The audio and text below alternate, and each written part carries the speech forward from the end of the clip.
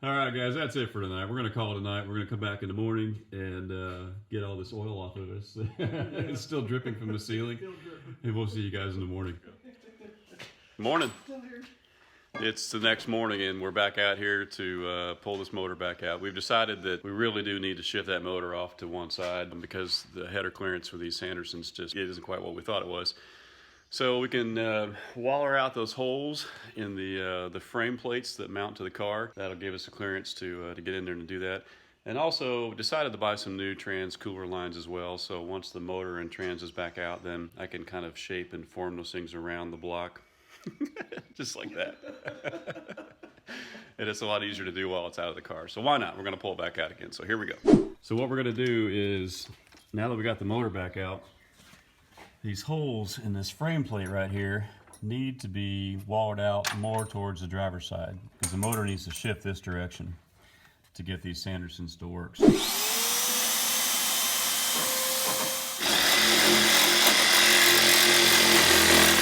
right, you can see the holes have been drilled out. We can shift the motor to the driver's side. These have been opened up and moved this way a little bit as well. It doesn't look like it has because those look a little more factory. And then the next thing we're going to do is this little lip right there is in the way of our exhaust. The bend itself that provides the structural integrity we're going to leave, but we're going to cut this lip off that's kind of in the way because it's such a tight area. The exhaust that runs right through there is going to bump up against it, so we're just going to give ourselves a little more clearance.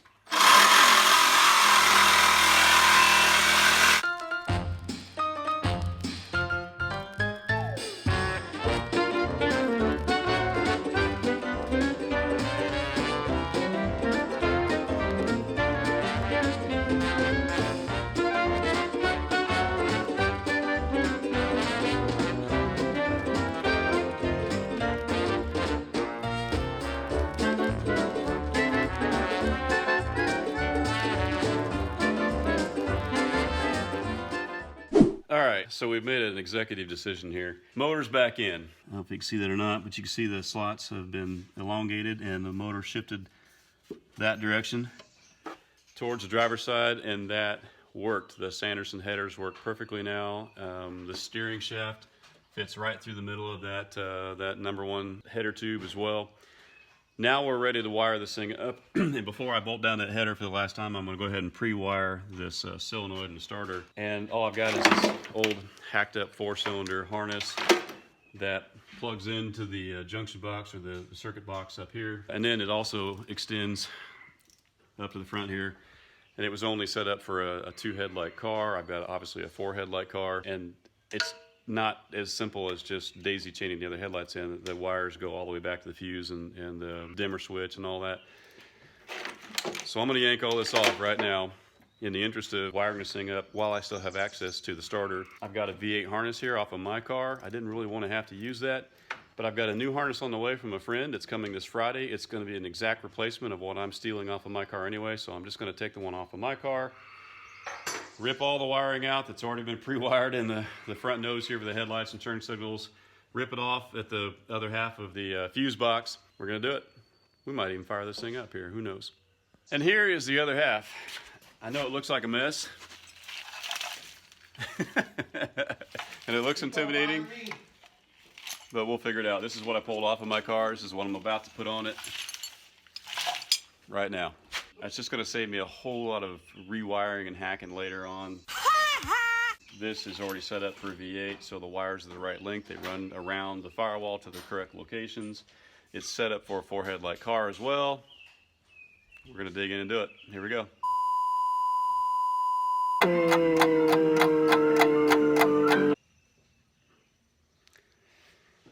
Okay, so we're learning here.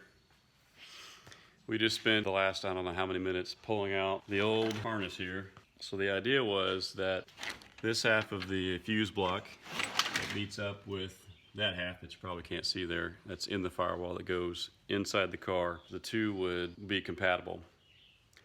They're not. Here's why. There are the two different fuse blocks. The one on your right of the screen is the one that just came off the car. The one on the left is the one that I was trying to put in. Well, we noticed they wouldn't plug in together. Do you see that little notch right there in the corner? That's basically the do not pass go button right there that says, nope, these two halves of these harnesses are not compatible. So I just undid a lot of work that we're gonna have to redo. I gotta put that old wiring harness back in the front and just hack it up and try to make it work.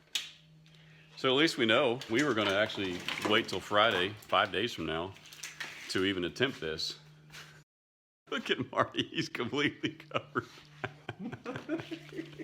Anyway, we were gonna wait until Friday to even attempt this, and so that would have put us back even further. So kudos to you, Marty, for wanting to go ahead and try this now, because at least now we know on a Monday what we would have not known until Friday. And you can send this message to your buddy to make sure his coming is compatible. It's not, I promise you. Yeah, it's not. and if it's not, then we just have to rig it. Yep. Yep. So anyway, lessons learned, guys. Back to the drawing board. Look at that. Progress. And yes, we had an old distributor, and we made a proper oil priming tool this time. Not, yeah, not like the last one we made that didn't have the shaft, which has the annular grooves built into it that feeds the rest of the motor properly. It doesn't just spin the pump, it actually works. So we've got it hooked up. Last time we couldn't get the passenger side to pump, so we just pulled off the cover on that side, because we know if we see it coming out that side, then we're good. See what happens. So we're gonna do it right now, hang on.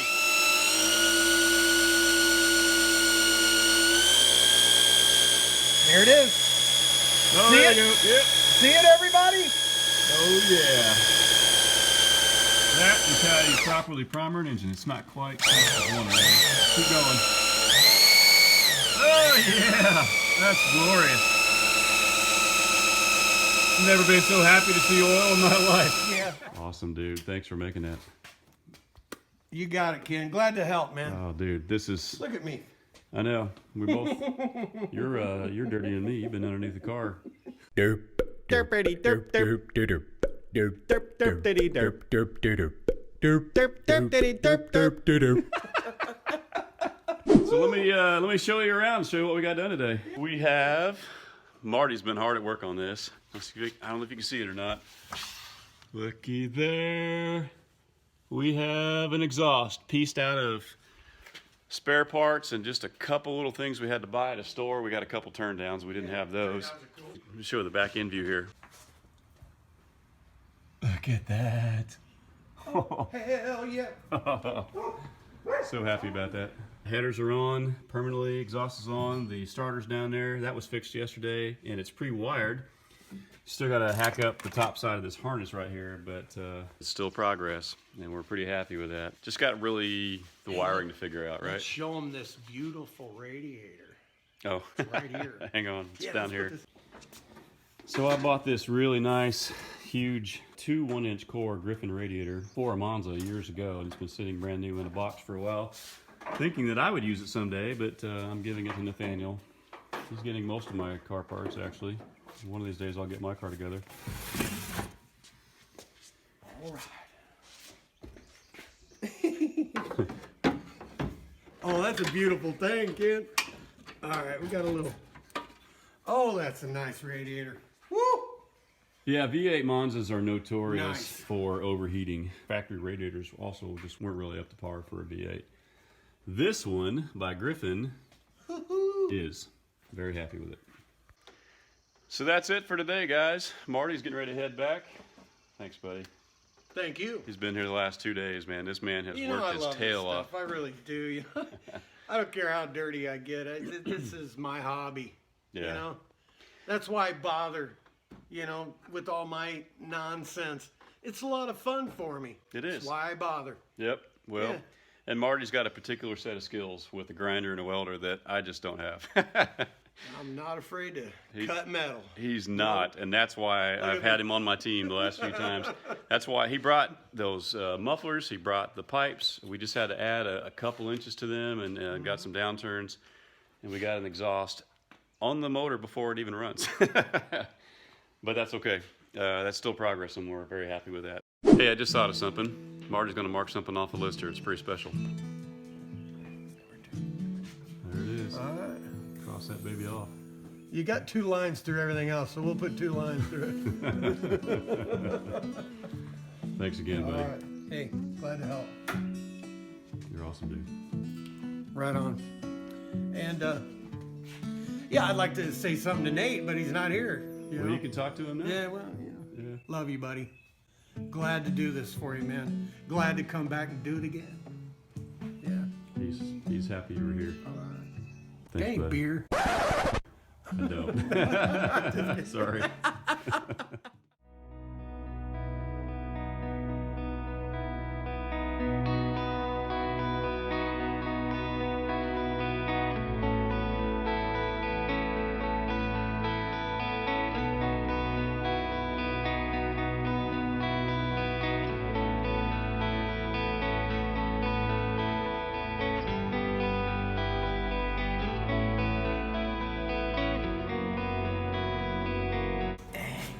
Yeah? That's cool. Look okay? Yeah. So you approve? Oh yeah. It's getting there. Yeah, it's getting there, but So the distributor obviously needs to go in. I had to pull the power steering pump back off again because I forgot did? to take off those lines down there off the old pump. I couldn't get to them, so I had to take it all back off again. Radiator hose just mocked up. I don't even have the lower one on there yet. The radiator's just mocked up. It's got to come back out again. We're just checking to make sure everything cleared. okay. And remember how we were worried about the intake being like 3/4 of an inch Dual. higher than the old intake I had? Yeah. Well, It fits. obviously, yeah. But here's the only way it fit.